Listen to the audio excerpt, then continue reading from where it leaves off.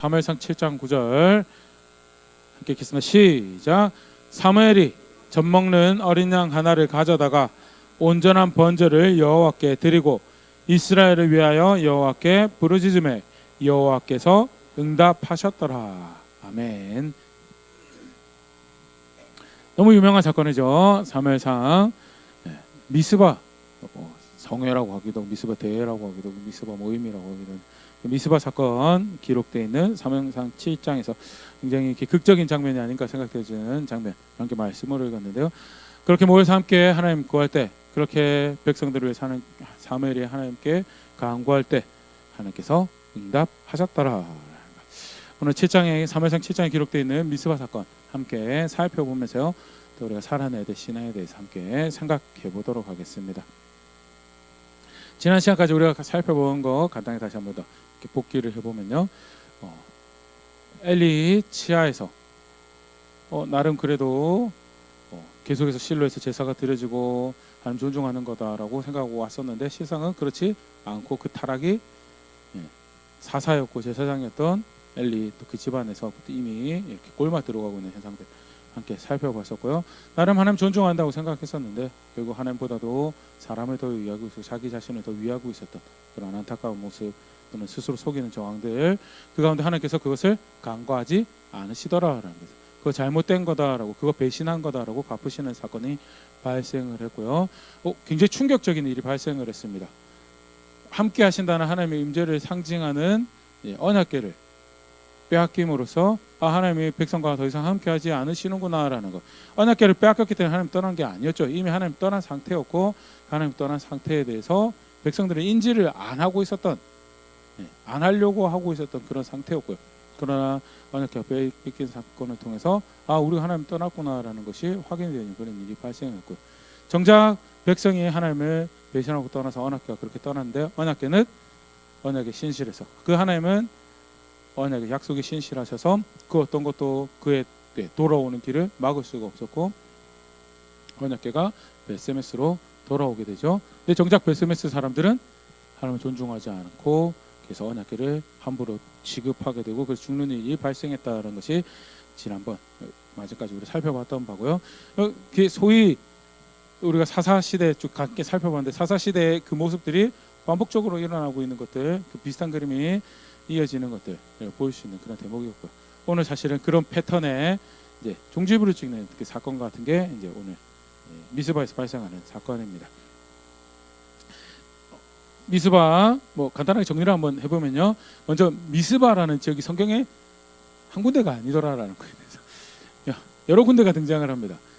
간단하게 보면요, 야곱의 미스바가 있습니다. 창세기 31장 49절 보면요, 또 미스바라 하였으니 이는 그의 말에 우리가 서로 떠나 있을 때 여호와께서 나와 너 사이를 살피시옵소서 하매라 하죠. 이 미스바라는 그 뜻이 뭐냐면 지켜보는 곳, 망대라는 의미를 가지고 지켜보는. 그래서 라반의 집에서 돌아올 때 라반하고 사이에서 언약을 맺으면서 하나님하고 하나님이 너와 나 사이를 지켜보길 원한다라는 그런 의미에서 등장하는 지명이 미스바라는 곳이 등장을 하고 있고요. 또 헐몬산이죠. 헤르몬산이라고 요새는 이야기를 하기도 하는데요. 가나안 북부 지역에 여호수아 11장 3절 보면 동쪽과 서쪽 가나안 족속과 아모리 족속과 헷 족속과 브리스 족속과 산지의 여부스 족속과 미스바 땅 헤르몬산 아래 히위 족속에게 사람을 보내매. 여호수아 11장 3절 어떤 사건이냐면 여호수아가 7년 점령 전쟁을 벌이는 가운데 마지막에 크게 전쟁을 치렀던 곳이 혹시 기억이 나시나요? 북부 하설왕 야빈이 연합군을 모으죠. 그 연합군을 모았던 세력 중에 일부가 히위 족속이라는 사람들이 있었고 그 사람들이 거주하던 지역이 북부에 있는 미스바라는 지역이 있다라는 거 이렇게 소개가 되어집니다. 그래서 미스바라고 할 때 어디 미스바지 이제 정리를 좀 할 필요가 있는데, 야곱 미스바 길르앗이 이제 나중에 길르앗이라는 지명으로 불려지는 미스바가 등장을 하고요. 헐몬산에 있는 미스바가 또 하나가 모압 땅에도 미스바가 있습니다. 이제 번역본은 이제 미스베라고 표현되기도 한데 히브리어는 사실 모음이 변화를 굉장히 자유롭게 하거든요. 그래서 미스베가 미스바를 지칭하는 것을 학자들이 그렇게 이해를 하는데요. 사무엘상 22장 3절에 보면 다윗이 거기서 모압 미스베로 가서 모압 왕에게 이르되 하나님이 나를 위하여 어떻게 하실지를 내가 알기까지 나의 부모가 나와서 당신들과 함께 있게 하기를 청하나이다 하고, 예, 모압 땅에도 미스바라는 지역이 존재하죠. 그러니까 정황상 볼 때 미스바라는 이름은 아까도 제가 이제 지켜보는 곳, 망대라는 뜻을 가지고 있는 그런 지대가 좀 높고 이렇게 군사적으로 이렇게 그런 기능을 할 수 있는 그런 땅을 그런 이름을 붙였구나라는, 또는 아까 창세기 등장하는 미스바는 하나님 지켜보시기 원하십니다라는 그런 뜻으로 이제 붙였던 그런 정황들 보일 수가 있죠. 여담으로 모압 땅에 있는 미스바 같은 경우에는 학자들이 다윗이 무슨 관계로 모압에 부탁을 할 수 있었을까라고 이제 추정을, 성경에 등장하지 않습니다. 근데 일부 학자들은 룻의 고향이 거기가 아니었나. 그래서 할머니가 모압 여자 할머니가 있었고 그 이제 일대 지역에 있었으니까 다시 부탁할 수 있지 않았을까라고 추정만 합니다. 그런 모압 땅의 미스바가 있고요. 그 다음에 오늘 등장하는 오늘 미스바, 제일 유명한 미스바로 이제 학자들이 이야기합니다. 왜냐하면 다양한 사건들이 여기 사실 발생을 하거든요. 사사기 21장 1절에 보면 이스라엘 사람들이 미스바에서 맹세하여 이르기를 우리 중에 누구든지 딸을 베냐민 사람에게 아내로 주지 아니하리라 하였더라. 그러면서 베냐민을 어떻게 처우할 건지 다른 지파들이 모여서 총회를 벌였던 곳이 어디냐면 미스바였어요. 굉장히 나름 여러 가지 함께 모이기 좋은 땅 또는 그런 중요한 지역으로 생각했던 게 미스바였던 거 보일 수가 있고요. 아사 왕이 열왕기상 15장 22절입니다. 아사 왕이 유다의 명령을 내려 한 사람도 모면하지 못하게 하여 바하사가, 북이스라엘 왕이죠, 바하사가 라마에 건축하던 돌과 제목을 가져오게 하고 그것으로 베냐민의 게바와 미스바를 건축하였더라 하면서 그 베냐민 지역에 있는 미스바라는 땅에 요새를, 미스바라는 곳에 요새를 짓는, 아사왕 때 요새를 짓는 모습도 보일 수가 있고요. 열왕기하 또 굉장히 흥미로운 모습을 생각을 했었는데요. 남유다가 망하고 난 다음에 바벨론이 총독을 한 명 세우죠. 총독을 세웁니다. 그달리아라는 총독을 하나 세우게 되는데요. 열왕기하 25장 23절 모든 군대 지휘관과 그를 따른 자가 바벨론 왕이 그달리아를 지도자로 삼았다함을 듣고 이에 느다니아의 아들 이스마엘과 가레의 아들 요하난과 느도바 사람 단후멧의 아들 스라야와 마아가 사람의 아들 야사니아와 그를 따르는 사람이 모두 미스바로 가서 그달리아에게 나아가면서, 그달리아가 총독 역할을 하면서 일종의 관절을 두고 중심적으로, 행정적 중심지로 생각하고 했던 데가 또 미스바로 등장을 하고 있어요. 그래서 아까 잠깐 이야기드렸지만 지대가 높고 모이기가 편하고 이렇게 관할하기가 좋은 지역으로 여겨졌던 땅이 이제 베냐민의 미스바라는 땅이고, 그래서 예루살렘을 수도로 여기기 전에 사실은 사무엘도 사실 그래서 미스바에 모였고, 뭐 학자들은 그런 추정도 합니다. 그 미스바에 성막이 있었던 게 아니냐. 그래서 미스바로 사람들을 모으고 실로가 이제 전쟁이 지고 이렇게 언약궤가 이렇게 뺏기고 한 그런 정황에서 미스바로 옮겨왔던 게 아니냐라고 하는데, 또 사무엘 통치 때 보면 미스바 말고 딴 데서 제사를 드리거든요. 그래서 미스바에 꼭 성막이 있었다는 증거로 사실 그걸 보기는 어렵고요.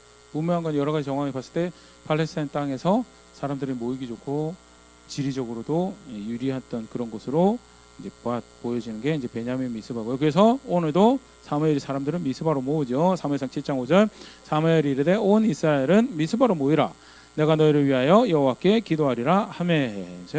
이 베냐민의 미스바가 이제 오늘 우리가 함께 살펴볼 미스바 그 사건의 지역이 됩니다. 사무엘이 아까 좀 전에 이야기했던 엘리의 집안이 망하고 하나님 심판이 있고 언약궤는 기럇여리므로 들어가고 성막이 이제 언약궤가 없는 상태에서 계속 이제 존재하는 그런 굉장히 어지러운 상태죠. 어지러운 상태고 그 정황적으로만 어지러운 게 아니고 사실은 그게 이스라엘 백성들의 어떤 상태예요? 하나님에 대한 이스라엘 백성들의 상태예요.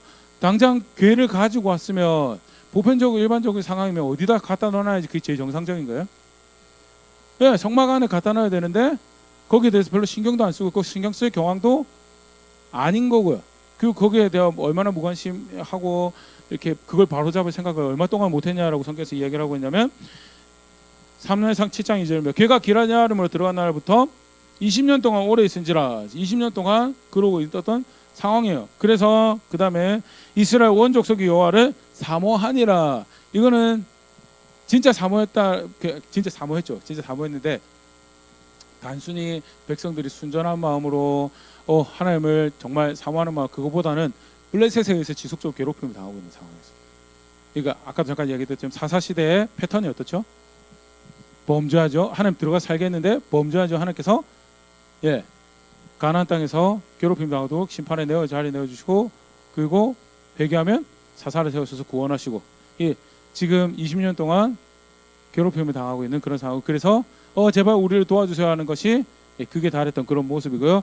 아울러서 하나 여기 이제 굉장히 중요하게 우리가 미스바 사건을 오늘 이해할 때 한 모습이 뭐냐면, 미스바 사건이 보통은 이제 그런 거 많이 하잖아요. 미스바 기도회, 미소 대각성회 뭐 이런 거 이렇게 그런 거 합니다. 근데 좋아요, 좋은 건데 성경의 미스바는 단회적인 사건이 아니었어요. 사실 저희 20년 동안 7장 집에 혹시 나중에 가셔서 보시면 미스바 사건이 한 중간에 기록되어 있고, 그 앞에 그 뒤에 뭐가 기록이 되어 있냐면 사무엘이 어떻게 사역을 했는지가 기록이 되어 있어요. 그러니까 쉽게 말해서 저희 20년은 어떤 기간이었어요? 백성이 언약궤를 성막에 갖다 놓을 생각을 못하고 있는 시기였던 동시에 그 가운데 누구는 열심히 사역을 하고 있었어요? 사무엘은 열심히 사역을 하고 있었던 그런 시기였고요. 사무엘이 그러면 어떤 사역을 했는가? 사무엘 7장 3절입니다. 너무 간략하게 그런 분명히 보여주고 있는데요. 사무엘이 이스라엘 온 족속에게 말하여 이르되, 만일 너희가 전심으로 여호와께 돌아오려거든 이방 신들과 아스다로스 너희 중에 제거하고 너희 마음을 여호와께로 향하여 그만을 섬기라. 그리하면 너희를 블레셋 사람의 손에서 건져내시어. 저 외침을 20년 동안 했던 기간이 이 기간이었고, 그게 쉽게 말해서 쌓여서 정점에서 다시 재결단을 하는 우리가 진짜 이제 하나님만 섬기겠습니다 하는 사건이 뭐였냐면 그게 미스바 사건이었다라는 것, 성경 기록을 그렇게 하고 있다는 거 다시 볼 수 있으면 좋을 것 같고요.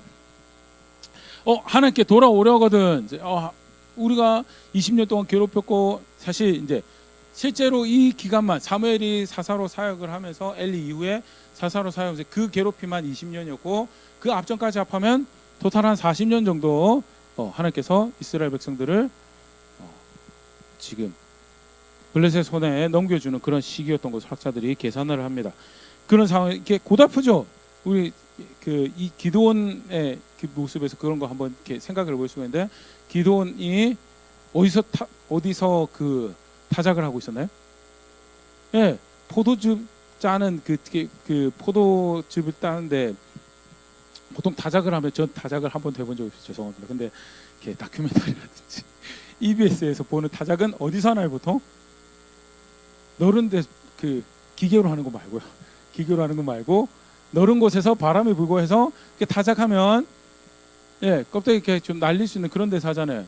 그리고 보통은 그것도 이렇게 모아놓고 하지 않고 좀 너른 데서 이렇게 펼쳐놓고 이렇게 하는 게 보통 타작하는 거. 이스라엘도 사실 그렇게 했어요.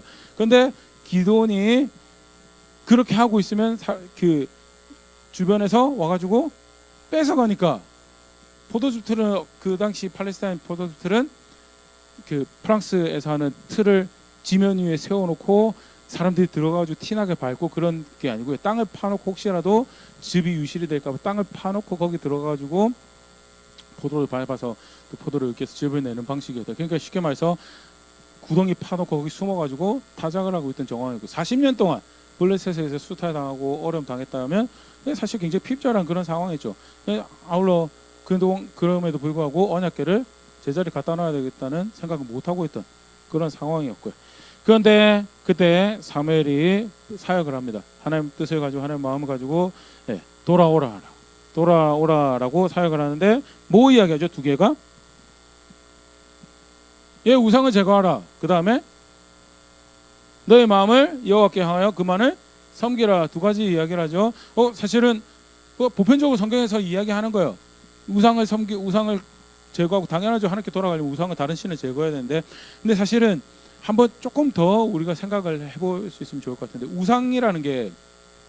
우상을 버린다는 게 뭘 의미하는 건가? 그냥 다른 신 갖다 버리는 거, 우상을 갖다 버리는 거 맞습니다. 1차적으로 그게 맞는데, 우상을 왜 만드는 건가를 생각해보면 조금 다른 의미가 또 더 근원되는 메시지가 있더라라는 거죠. 우상을 언제 만들까요? 우상을 언제 만들까요? 네, 성경은 그렇게 이야기해요. 자기 자신을 위해서 만든다. 신명기 5장 8절입니다. 너는 자신을 위하여 새긴 우상을 만들지 말고 위로 하늘에 있는 것이나 아래로 땅에 있는 것이나 땅 및 물속에 있는 것에 어떤 형상도 만들지 말며. 우상을 왜 만들고 다른 신을 왜 섬기느냐? 왜 섬겨요? 자기 자신을 위해. 그러면 우상을 제거한다라고 한다는 거 결국 뭘 이야기하는 거예요? 자기를 위해서 살아가던, 자기 중심적이고 자기 마음대로 자기 계획조차 자기 뜻조차 살아가던 것에서 어떻게 해요? 돌아서서. 그래서 그 다음 표현이 어떻게 나오나 오늘 보면요, 너희 마음을 여호와께로 향하고 그만을 섬기라라는 거. 사실 그걸 이야기를 하는 거죠. 자기 중심적인 삶에서 돌이키라는 거. 더 나아가서 사실 너희 마음을 여호와께 향하여 그만을 섬기라, 표면적인 의미를 모르지는 않을 것 같습니다. 근데 사실 정말 좋은 훌륭한 예가 하나 있어요. 훌륭한 고백이. 바울이 마음을 하나님께 돌이켜서 그만 섬긴다라는 것이 무엇인지를 주옥 같은 고백으로 하나 남겨놓은 게 있는데 같이 한번 읽어볼게요. 빌립보서 1장 20절입니다. 같이 읽어보겠습니다. 시작. 나의 간절한 기대와 소망에 따라 아무 일에든지 부끄러워하지 아니하고 지금도 전과 같이 온전히 담대하여 살든지 죽든지 내 몸에서 그리스도가 존귀하게 되게 하려 하나니. 사는 것과 죽는 것이 일반이에요. 그것이 다 무엇을 위해서 드려지길 원한다고요? 예, 그리스도가. 내가 살든지 죽든지. 근데 보편적으로 이스라엘 백성들이 왜 우상 만들고 자기 자신을 위한다고 왜 다른 신 섬겼을까요? 살려고요. 보편적으로는 죽는 거랑 사는 거랑 똑같은가요, 가치가? 사는 거랑 죽는 거랑 가치가 똑같은가요?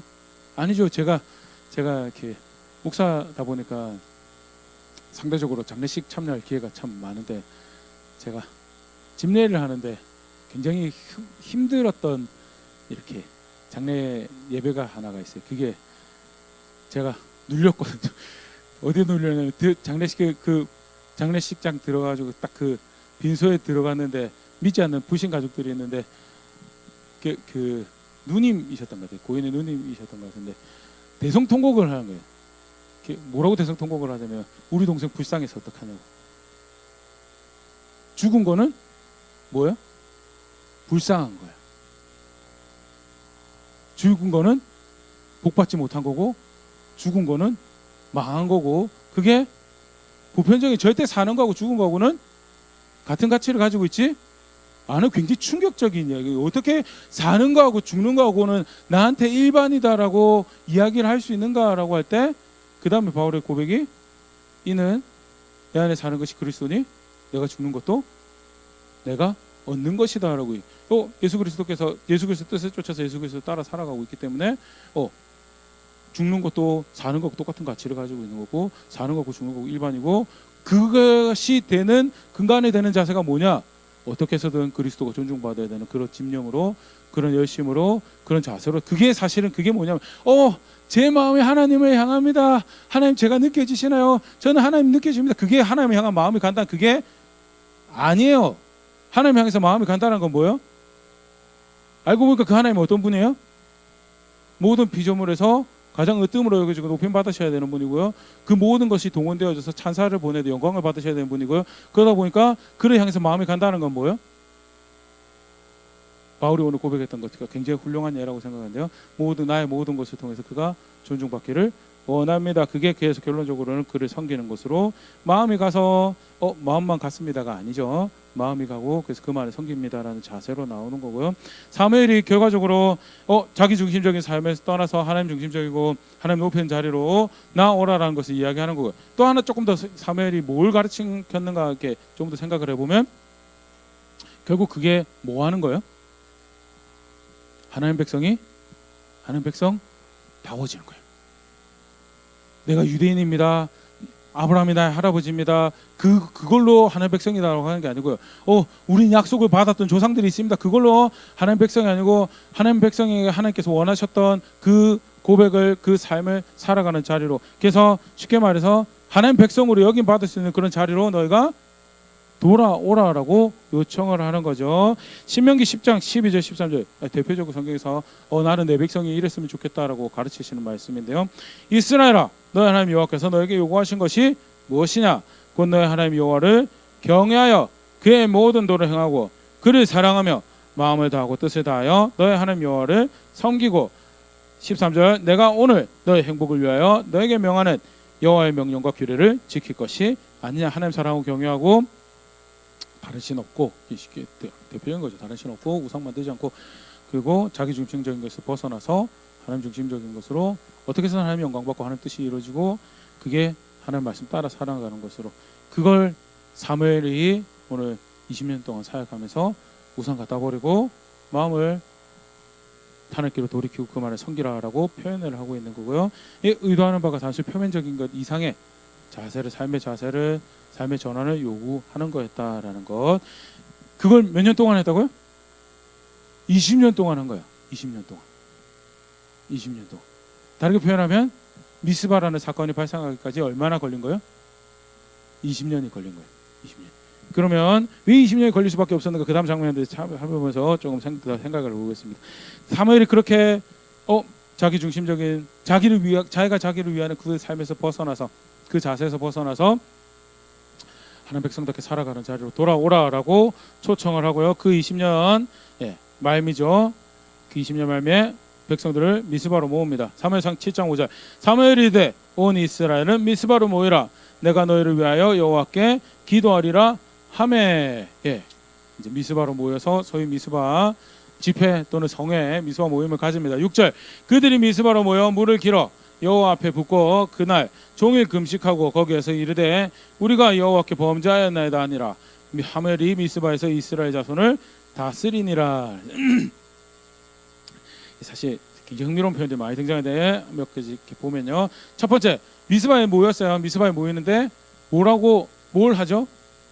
6절에 보면 금식하는데 금식하기 전에 앞에 한 개 더 있어요. 뭐 있어요? 물을 길어서 부었다라는. 물을 길어서 붓는다는 게 도대체 무슨 의미인가라고 할 때 학자들이 시편 62편 7절 8절을 가지고 그걸 이해를 합니다. 7절부터 보면요. 나의 구원과 영광이 하나님께 있으며 내 힘의 반석과 피난처도 하나님께 있도다. 나에게 하나도 있지 않아요. 나는 철저하게 무능력하고 오직 구원이 하나님께 달려있고 힘이 하나님께 달려있고 나의 도움이 하나님께 달려있고 나의 영광이 하나님께 달려있습니다라는 그런 자세를 가지고 그래서 뭐 하느냐. 8절 백성들아 시시로 그를 의지하고 그 앞에 마음을 토하라. 하나님은 우리의 피난처시로다. 셀라. 하나님 앞에 마음을 토하다라는 표현이 등장하죠. 왜 하나님 앞에 마음을 토해요? 내가 마음대로 내 속에 있는 거 다 끄집어내도 돼서 마음을 토하는 건가요? 가끔 이 표현을 그렇게 이해하는 경향들이 있어요. 그래서 기도는 네가 마음에 원하는 것을 다 토해내는 거다라고. 그게 아닙니다. 절대. 7절부터 같이 읽어야 돼요. 7절 뭐예요? 나는 무능력해요. 힘도 능력도 영광도 구원도 나한테 피할 답도 해결도 나한테 있지 않아요. 그래서 어떻게 해요? 나는 무능력하고 하나님께만 답이 있습니다라고 매달리는 것을 그걸 여기서 마음을 토한다라고 하는 거. 물을 길어서 부었다라는 게 이거를 겉의 행위로 상징적으로 고백하는 거다라고 학자들이 그렇게 표현을 합니다. 저희는 무능력합니다. 구원이 저에게 달려있지 않습니다. 내 방법에 달려있지 않습니다. 내 방법에 달려있다고 생각했기 때문에 뭐예요? 바알 섬기고요. 아스다로 섬겼죠. 열심히 가서 이방신의 방법 그들과 연맺고 그것이 나의 힘이 될 것이고 우리로 부유하게 할 것이고 유리하게 할 것이고 유력하게 할 것이다라고 쫓아왔죠. 근데 그게 아니에요. 구원과 힘과 능력이 나의 피할 방법이 하나님께만 있습니다라고 그렇게 가난한 마음을 무능력한 것을 토해낸 것을 이렇게 보면 신약 성경에도 그런 장면 있죠. 이렇게 사내들인 공에서 예수님이 하나님의 아들이라고 할 때 신성모독이라고 하면서 상징적으로 뭐 하죠? 옷을 찢죠.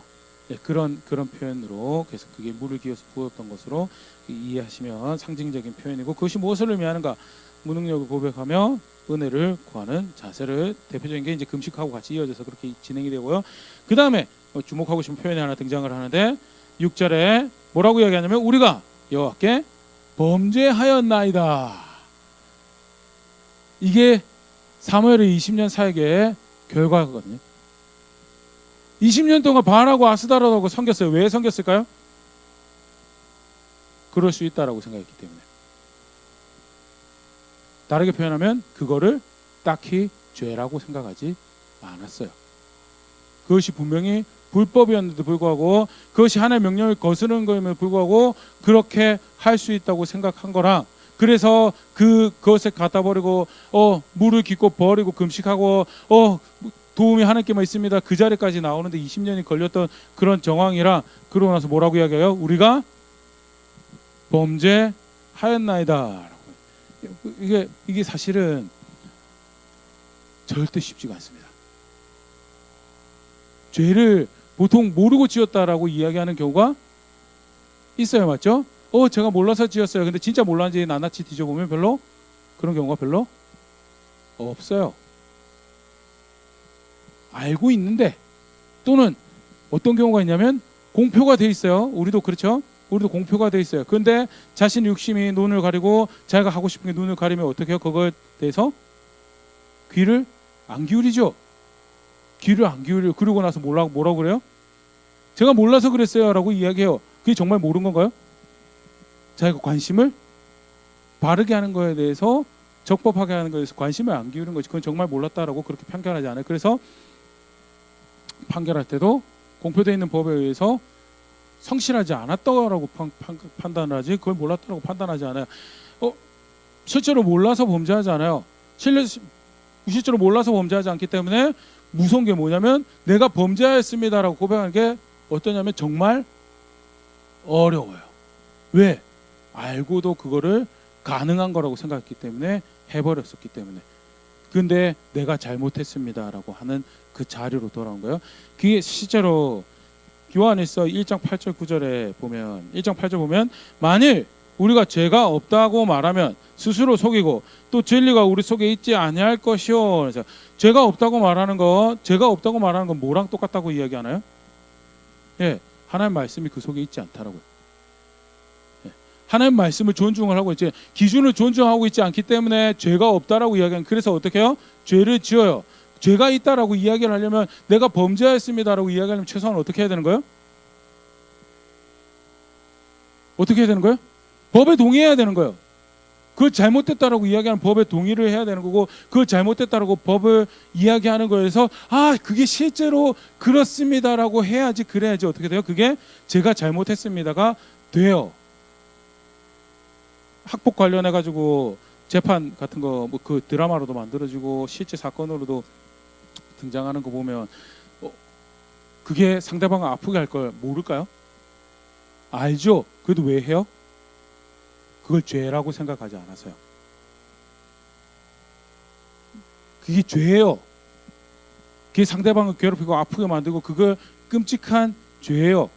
그런데 그걸 왜 해요?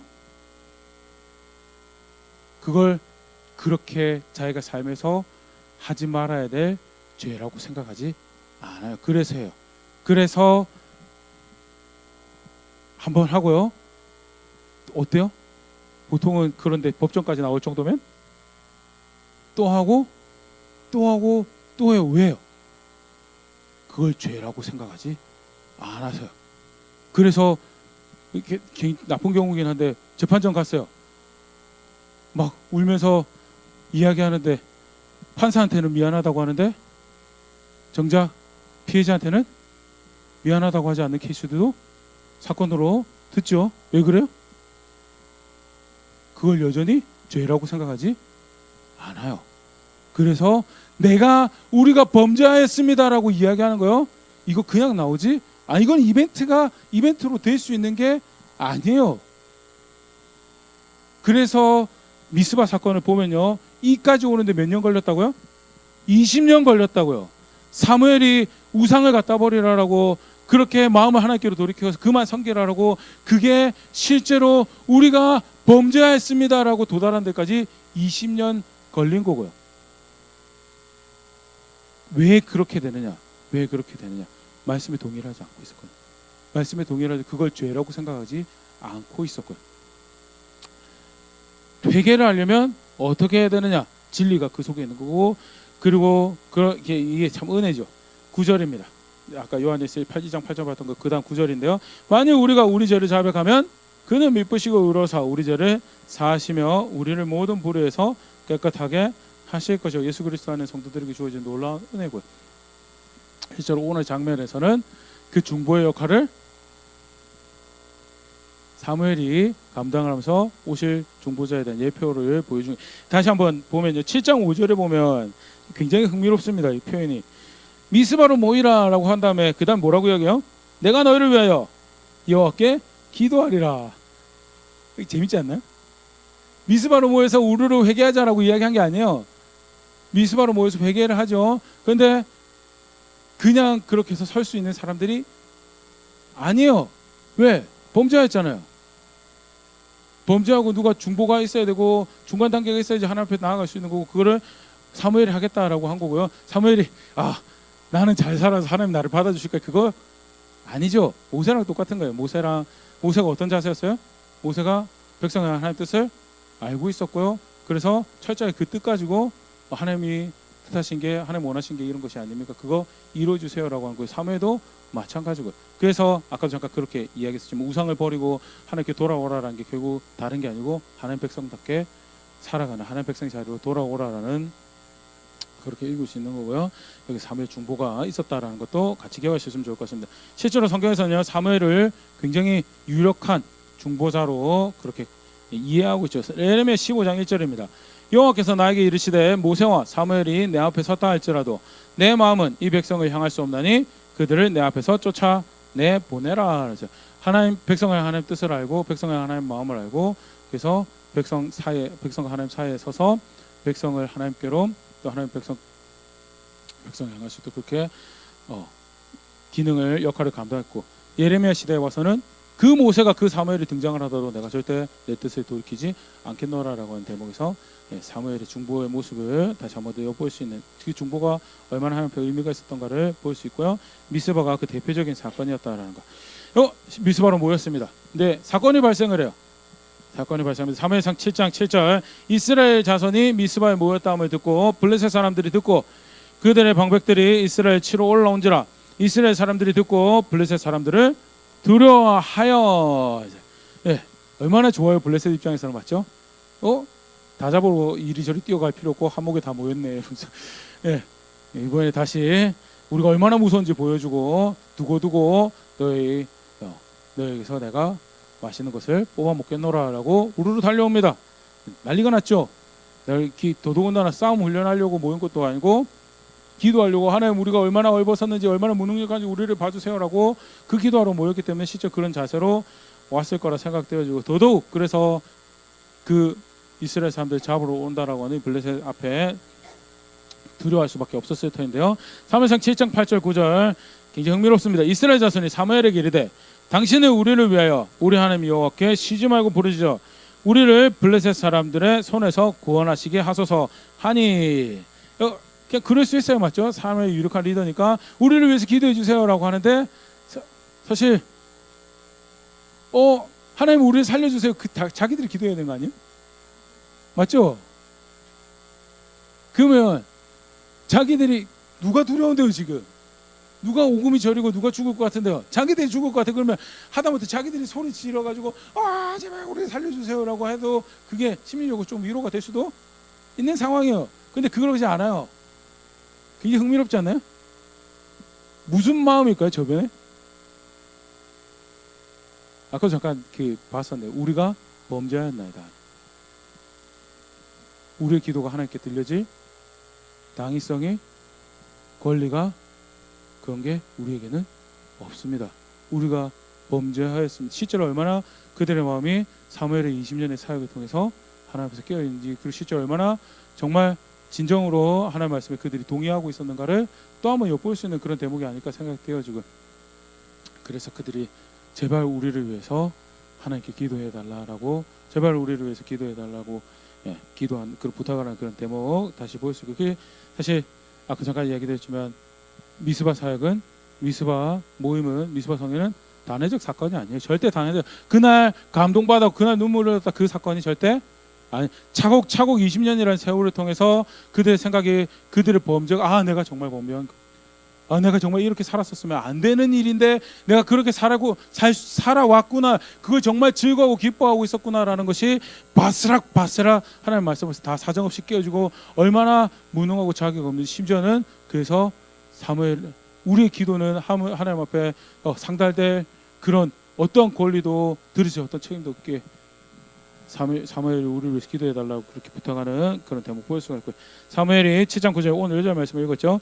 사무엘이 젖먹는 어린 양 하나를 가져다가 온전한 번제를 여호와께 드리고 이스라엘 위하여 여호와께 부르짖음에 여호와께서 응답하셨더라.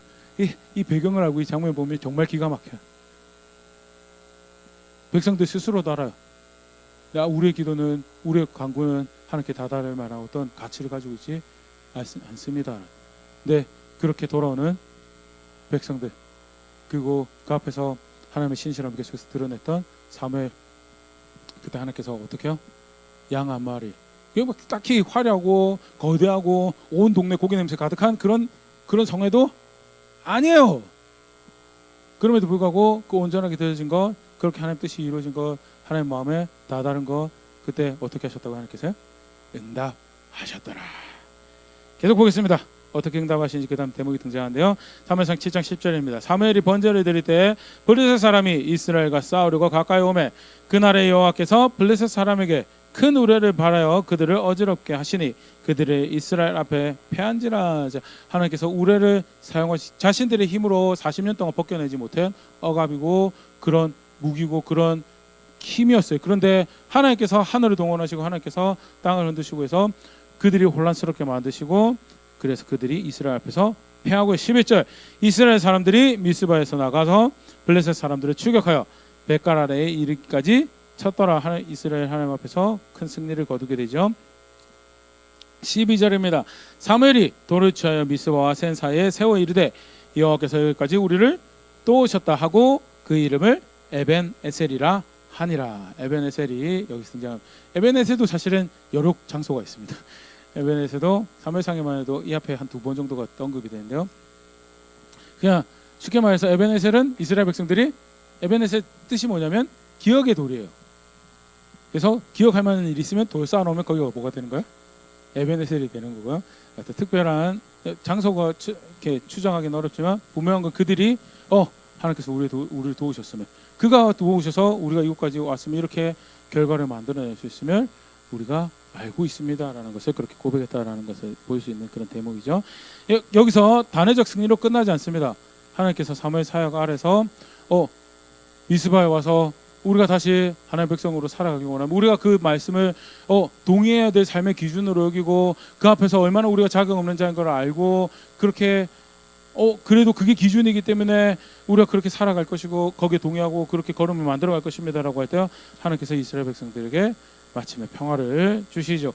사무엘상 7장 13절 14절 이에 블레셋 사람들이 굴복하여 다시는 이스라엘 지역 안에 들어오지 못하였으며 여호와의 손이 사무엘이 사는 날 동안에 블레셋을 막으심에, 아까 이야기 드렸던 것 40년의 억압이 해결이 되어지는 것, 그들이 이제 우리가 하나님 백성으로 살아가겠습니다라고 하는 그 고백에 하나님께서 내가 너의 하나님이다라고 그렇게 화답하시고 내가 너의 보호자가 될 것이고 내가 너희를 건질 것이다라는 것, 이렇게 화답하시는 거 보일 수가 있고요. 단순히 여기서 끝나지 않죠. 14절 블레셋 사람들이 이스라엘에게서 빼앗겼던 성읍이 에그론부터 가드까지 이스라엘에게 회복되니 이스라엘이 그 사방 지역을 블레셋 사람들의 손에서 도로 찾았고 또 이스라엘과 아모리 사람 사이에 평화가 있었더라.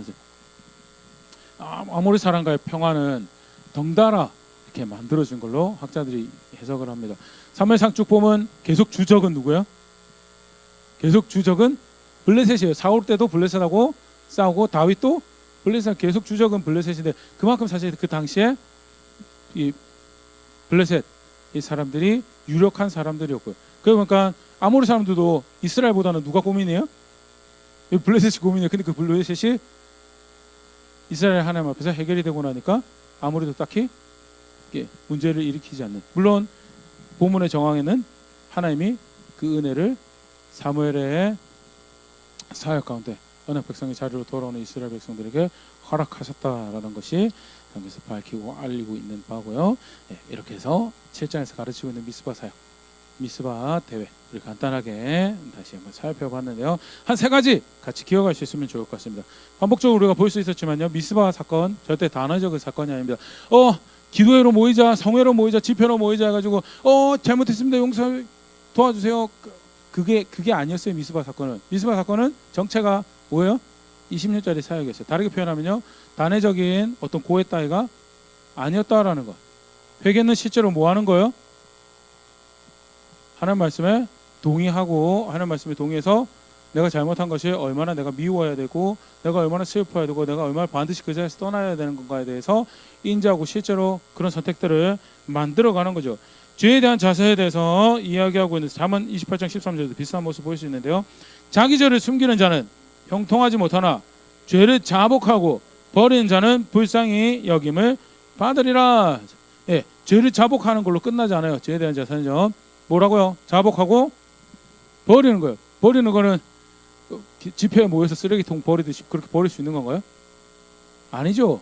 실제로 내가 돌이켰다라는 것은 끝나고 돌아가서 그 다음에 증명이 돼요. 끝나고 돌아가서 아 이게 잘못된 거구나 실제로 살아야지. 그게 뭐가 되는 거예요? 내가 진리에 동의했지 순간 분위기에 휩쓸려서 이상한 이야기를 한 게 아니구나라는 것을 증명해야 그게 진정한 회개예요. 자복하고 버리는 거. 버린다라는 거 의미는 좀 전에 얘기했지만 전통적으로 회개란 걸 이야기할 때 뭘 이야기를 하냐면 물론 캐톨릭에서는 고해를 이야기를 합니다. 고해를 이야기하는데 전통 그게 아니고 건강하게 보수적으로 회개를 정의할 때 죄에 대해서 가지고 있는 분명한 자세로 명시하는 게 죄를 지었던 자신의 모습에 대해서 슬퍼하고요. 그리고 그거를 미워하는 거예요. 그래야지 어떻게 해요?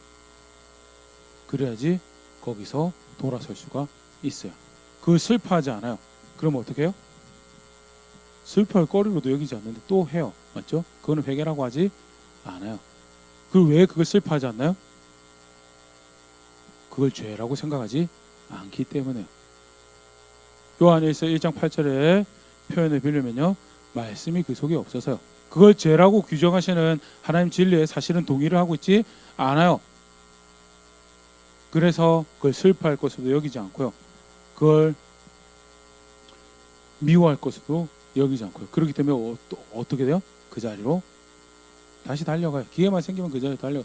그렇게 미워하고 슬퍼해도 달려갔는데 아예 미워하고 슬퍼하는 자세가 없으면요. 네, 아무런 게 우리 사실은 인간관계에서도 그래 맞죠?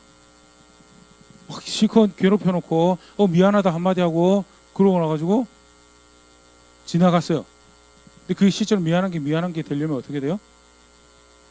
다시는 그런 짓 하지 말아야죠. 다시는 그런 짓 하지 않기 위해서 싸워가는 모습을 보여주면 그 관계가 회복이 될 수 있어요. 미안하다로 끝났어요. 미안하다로 끝나고 언제 어떻게 다시 자기를 향해서 손을 들지 칼을 들지 채찍을 들지 모르는 그런 상황이 그러면 그게 미안하다 되나 안 되나? 절대 그렇게 가지고는 될 일이 아니고요. 사람하고 사람 관계도 그래요. 사람하고 하나님 관계 더더욱 근원적으로 진리에 동의하고 그걸 슬퍼하고 미워하는 자세가 없으면 그건 회개가 되지 않고요. 신약에서는 그걸 그렇게 표현합니다. 침례 요한이 그렇게 얘기하는데 누가복음 3장 8절입니다. 그러므로 회개에 합당한 열매를 맺고 회개한다고 이벤트적으로 침례 받으러 나왔어요. 정결 예식하고 그래서 괜찮은 저 이제 하나님 백성 된 척하는 그 모든 위선자들에게 침례 요한이 그렇게 이야기하죠. 야 그 스스로 속이지 말라고. 회개에 합당한 열매를 맺어야지. 그게 진정 뭐예요? 그게 돌아선 거예요.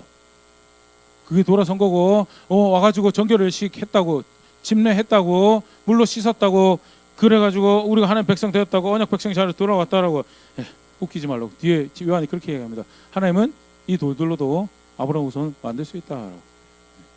너희가 이뻐서 너네 가능성이 있어서 그렇게 한 거 아니니까 겸손한 마음으로 정말 돌아서야 될 것을 돌아서라라는 그런 이야기를 하고 있고요. 오늘 사건 더더욱 그런 거 확인할 수 있죠. 단회적 회개라는 거 돌아선다는 거는 단회적 이벤트가 아니다라는 거. 두 번째 또 오늘 보면서 하나 생각을 해볼 수 있는 게요. 블레셋 사람들을 억압받았어요. 그래서 성경 표현이 그래요. 그들이 여호와를 사모하였더라라는 거. 근데 실제로 정말 은혜를 구하는 방법이 뭐였던가에 대해서 집회를 모여서 7일 동안 집회하고 밤낮으로 우리 은혜를 구하자 도와주세요. 그게 은혜를 구한 게 아니었어요. 정말 구원이 필요하고 은혜가 필요한 이스라엘 백성들을 향해서 하나님 뜻을 알고 하나님 마음을 알고 있는 사무엘이 사역했던 바가 뭐였냐라면 언약 백성의 자리로 돌아오라라는 거. 언약 백성의 자리로 돌아오라라는 거. 미가서 6장 6절부터 8절 말씀입니다. 내가 무엇을 가지고 여호와 앞에 나아가며 높으신 하나님께 경배할까? 내가 번제물로 1년 된 송아지를 가지고 그 앞에 나아갈까? 7절 여호와께서 천천의 순양이나 만만의 강물 같은 기름을 기뻐하실까? 내 허물을 위하여 내 마다들을 내 영혼의 죄로 말미암아 내 몸의 열매를 드릴까? 값비싸고 고격 심지어는 뭐까지 이야기요? 예, 인신공양까지. 쉽게 말해서 자기가 드릴 수 있는 최선의 것을 양도 어때요? 천천의 기름 만만의 기름 이야기하죠. 양도 엄청나게 해서 그렇게 하면 하나님 기뻐하실까?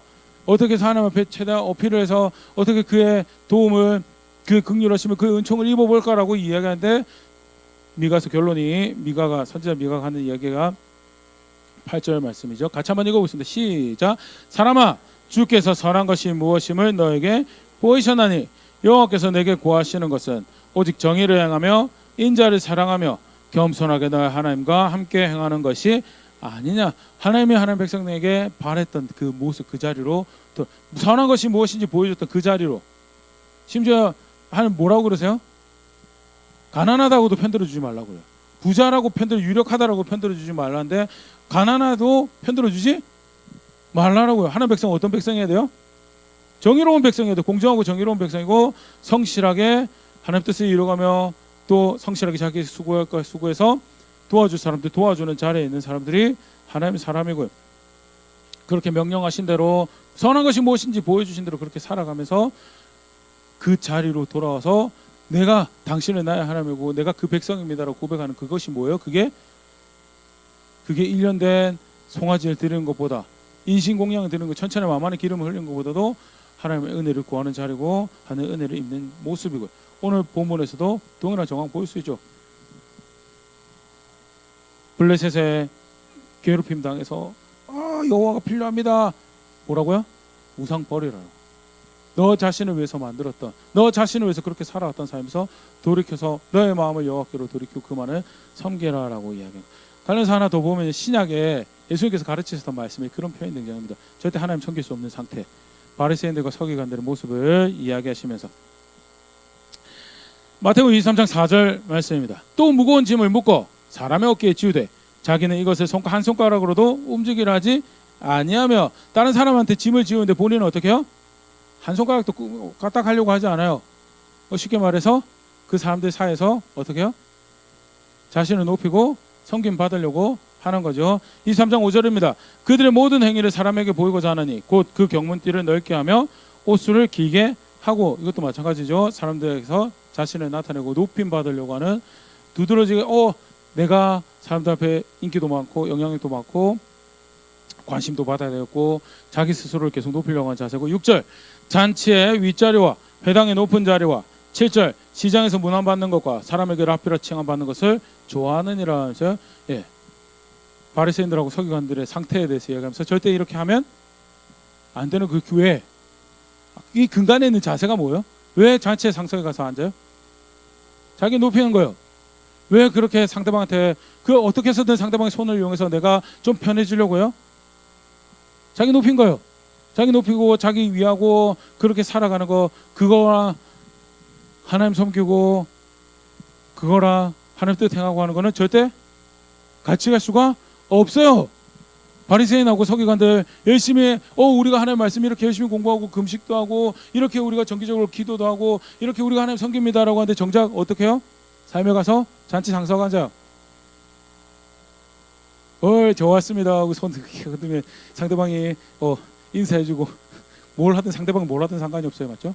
그렇게 문안 받으려고 하고 인사 받으려고 하고 높이고 절대 그렇게 하면 어때요? 예수 그리스도의 제자로 살아갈 수가 없고요. 하나님 섬긴 자리에 있을 수가 없고요. 그래서 이렇게 하면 안 된다. 이게 외식하는 거다. 이게 신앙인 가진 척하지만 하나님 반대로 예수님의 질서는 어떤 건가요? 정말 내가 유력한 사람이고 정말 내가 힘 있는 사람 내가 어른이고 그러면 어때요? 큰 자가 작은 자를 섬기는 거고 섬기는 사람이 어떤 사람이요? 큰 자고 성숙한 사람이고 그 사람이 리더인 거고 굉장히 상반된 질서인데요. 이게 사실 오늘 거랑 같이 놓고 보면 결국 자기 높이는 사람 살고 있으면 어떻게든 다른 사람을 이용해가지고 자기 원하는 거 이용해 먹고 그렇게 자기 편하고자 하면 절대 그거는 하나님 섬기는 거하고 하나님 향해 망가하는 거하고 같이 갈 수가 있는 게 아니에요.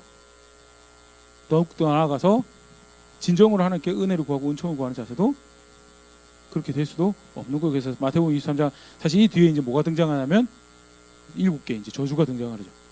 이 반드시 저주받을 거 화이스지저라고 이렇게 등장하는 게 이 뒤에 등장하는 거. 실제로 하나님을 언약 백성으로 살아갈 수 없는, 제자로 살아갈 수 없는 자세에 대해서 이야기하는데요. 예, 자기 높이면서 갈 수 있는 길이 아니고요. 은혜를 구한다고 하나님 도우심이 필요합니다. 자기 높이면서 절대 갈 수 있는 길이 아니고요. 반대로 자기 다 내려놓고 하나님 뭐라고 하셨는지 거기에 귀 기울이고, 굉장히 흥미롭죠. 나중에 한번 기회가 되면 그런 거 한번 살펴보려는데, 옛적 기회, 오늘 우리가 암송하면서도 그런 표현 등장했는데, 주의 옛 규례들, 옛날에 가르쳐 주셨던 거 있잖아요. 옛날에 가르쳤던 게 뭐 결국 뭐 이야기하는 거예요? 예, 하나님 법 이야기하는 거예요. 모세를 통해서 일러주셨고, 반복적으로 그 후의 역사들 통해서 이게 내 길이다라고 알려줬던 그거, 그 자료, 좀 너무 올드 패션인데요. 너무 이렇게 구시대 스타일이고, 너무 옛방식이고, 너무 구태의연하고, 너무 지리하고, 그래도 그게 뭐예요? 그게 하나님의 은혜를 구하는 거. 왜 그게 하나님의 은혜를 구하는 거냐? 그게 다름 아닌 하나님 앞에서 내가 당신의 언약의 백성입니다라고 고백하는 모습입니다. 내가 당신의 백성입니다라고 하는 자리로 돌아오는 거고, 그래서 사무엘도 그런 초청을 했던 거고요. 사무엘뿐만 아니죠. 미가서, 예레미야서, 이사야서, 에스겔서 다양하게 사실 그런 모습들 살펴보고 있는 거예요. 오늘 미스바 모습에서 다시 한 번 더 우리가 생각해 보세요. 진짜 은혜를 구하는 게 뭐냐? 언약 백성의 자리로 돌아오는 거다. 그리고 그거는 스스로 높이는 것과 절대 함께 갈 수 없는 자리더라. 마지막으로 실제로 그렇게 은혜를 구할 때 답은 우리가 은혜를 구했다는 것은 있지 않아요. 답은 우리가 돌아왔다는 게 있지 않고요. 답은 어떻게 있어요? 하나님이 신실하시더라. 아까도 살펴봤지만요, 이스라엘 백성들이 하나님 말씀 앞에서 자기들이 살려달라고 이야기해도 낯짝이 이렇게 벼룩도 낯짝이지 맞죠? 우리가 어떻게 그런 자세를 사실 엿볼 수 있는 게 사무엘의 중보를 요청하는 거예요. 그런데 그런 상황에서도 돌아온다라고 했을 때, 진정으로 돌이켜서 우리가 자격 없습니다라고 그렇게 돌아올 때, 그때 손을 움직이시는 분은 누구예요? 하나님이시더라라는 거예요. 왜? 하나님 약속이 신실하시거든요. 신명기 7장 9절 12절 말씀 우리 같이 함께 읽어보도록, 7절부터 함께 읽겠습니다. 시작. 그런즉 너는 알라, 오직 너의 하나님 여호와는 하나님이시오 신실하신 하나님이시라. 그를 사랑하고 그의 계명을 지키는 자에게는 천대까지 그의 언약을 이행하시며 인애를 베푸시되, 10절. 그를 미워하는 자에게는 당장 보응하여 멸하시나니 여호와는 자기를 미워하는 자에게 지체하지 아니하시고 당장 그에게 보응하시느니라. 예, 하나님은 신실하신 분이요 언약이 신실하신 분이래죠. 자신을 사랑하는 자, 자신을 존중하는 자에게 내가 너의 언약의 하나님이다라고 나타내시는 분이시라면요, 반대로 나는 당신은 나의 언약의 하나님을 여기고 있지 않습니다, 그게 미워한다라는 거죠. 대표적인 게 그의 법을 존중하지 않고 그의 말씀을, 그의 계명을 존중하지 않는 불의를 행하는 모습들이고, 부연해서 설명이 더 들어갑니다. 11절. 그런즉 너는 오늘 내가 너에게 명하는 명령과 규례와 법도를 지켜 행할지는, 12절 같이 읽겠습니다. 시작. 너희가 이 법도를 듣고 지켜 행하면 너희 하나님 여호와께서 너희 조상들에게 맹세하신 언약을 지켜 너에게 인애를 베푸실 것이라. 예, 실제로 오늘 본문에서 당장 그렇게 하나님께서 블레셋을 이렇게 쳐내시고, 단순히 단회적 사건으로 쳐내신 게 아니고 거기서 블레셋을 앞잡았던 것을 끝내시며 이들이 내 백성입니다라고 확인하는 그런 역사를 펼쳐내셨던 것. 하나님이 그렇게 일하시는 분이시고, 그때는 그랬다 치면 오늘 우리는 어떤가요? 우리는 사무엘보다 더 나은 중보자를 가지고 있죠. 그리고 그 중보자를 통해서 하나님께서 어떻게 하시나요? 우리를 하나님께로 이끌어 가세요. 그리고 그 중보자를 통해서 우리를 어떻게 하시나요?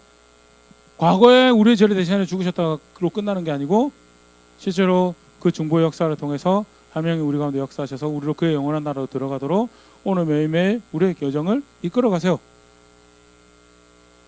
그래서 굉장히 감격적인 시간이 우리가 누리고 있는 건데요, 그 언약에 신실하신 하나님께서 내가 당신의 백성입니다, 내가 언약 백성입니다라고 고백하는 그 백성을 절대 외면하지 않고 내가 너의 하나님이다라고 나타내시고, 디모데후서에서도 우리가 다시 그 유사한 말씀 확인할 수가 있고요, 베드로전서 마찬가지고요. 계속해서 성경에서 가득하고 가르치고 있는 하나님은 그렇게 언약에 신실하신 분이시고, 오늘 미스바 사건에서 다시 한 번 더 우리가 그런 모습 확인할 수 있고, 아까 잠깐 그런 말씀 드렸는데 더 나은 중보자를 우리가 가지고 있어요, 맞죠? 더 나은 중보자를 가지고 더 분명한 선명한 이끄신 가운데 하나님 향할 수 있도록, 그의 나라를 향할 수 있도록. 문제는 뭐야? 내가 얼마나 거기에 귀를 기울이고 있는가. 내가 그걸 얼마나 내가 살아내야 될 삶의 기준으로, 나의 걸음의 규례로 내가 그것을 여기고 있는가. 나는 우리는 하나님을 존중하고 있습니다 라고 하는데, 실제로 이스라엘 백성도 마찬가지일 거예요. 20년 동안 40년 동안 블레셋 압제 당하는 동안에 단 한 번도 하나님 백성이 아니라고 생각한 적이 있을까요? 없을까요? 없을 거예요. 그러니까 결국 마지막에는 끝내 답은 누구에게 찾아요? 하나님한테 찾아요. 근데 그 40년 동안 20년 동안 압제받을 동안에도 뭐하고 살았어요?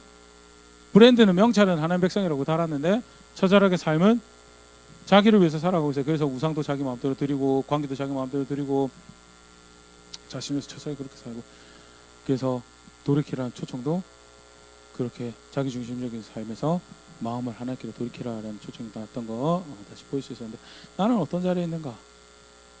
오늘 말씀 가운데 이렇게 하니까 정말 이게 사는 길이 되는구나, 이게 생명을 얻을 길이 되고, 이렇게 할 때 백성에게 여전히 한결같이 은총을 베푸신 하나님이시는 걸 확인할 수 있는데, 나는 도대체 어떤 여정을, 어떤 신앙을 고백하고 살아가고 있던가 정정하게 돌아볼 수 있으면 좋을 것 같고요.